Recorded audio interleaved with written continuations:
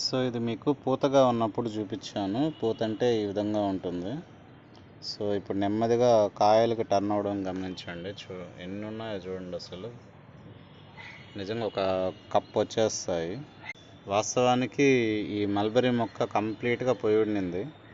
So కొంచెం మట్టి change చేసేసి తర్వాత ఈ అరటిపండు తొక్క గుజ్జు ఉంటుంది కదా, సో అవన్నీ కూడా వేసాను దీంట్లో. ఇప్పుడు చూడండి ఎలా వచ్చేస్తుందో కంప్లీట్గా. ఆకులు కూడా చాలా ఫ్రెష్గా ఉన్నాయి. అసలు మొత్తం ఆ గొంగళి పురుగు ఆకులు తినేయడము, సో గందరగోళం అయిపోయి ఉండింది.